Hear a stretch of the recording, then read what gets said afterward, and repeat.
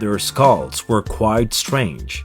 No one understood why these people did this, but a particular incident forced them to deform their heads forever. What drove them to look like aliens?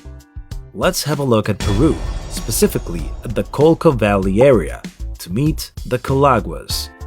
In this community, people's heads were elongated since they were babies, and the more pronounced the angle, the better it was for them, since their lives were in danger. The Colaguas spoke Aymara and were dedicated to raising alpacas and trading their wool, and despite belonging to a much larger civilization, they had to manipulate their heads to save themselves from something much worse. These suspiciously resemble some representations of aliens. What forced them to deform their skulls in this way? American researcher Matthew Velasco devoted his time to studying the elongated skulls and realized that this practice was widely popular in central and southern Peru, surprisingly.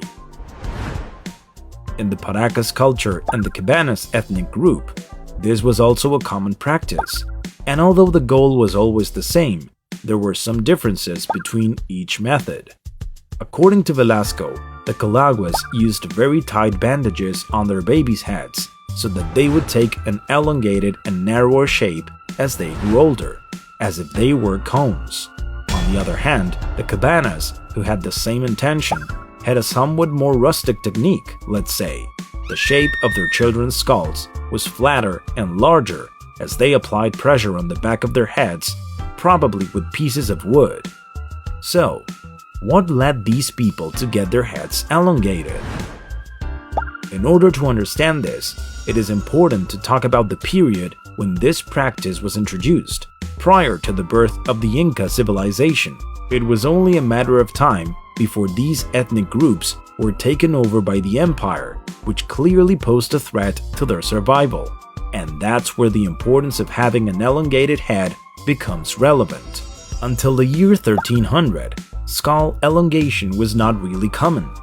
According to the aforementioned research by Matthew Velasco, only 39% of that population had this characteristic. However, with the arrival of the Incas, that percentage went up to 73.7%, as it began to be considered a benefit against the invaders. In fact, an elongated head gave prestige and elitism to those who had it, and as the practice became more popular, a collective identity was also developed among people in the area. The more heads were shaped like this, the more possibilities they had of making a peaceful transition to their new reality under the empire. In fact, it is believed that this new collective thought would have helped the elite to reach agreements with the Incas regarding their practices and rituals in exchange for a tribute. Quite a way to negotiate, isn't it? Remember, always be eager to know more.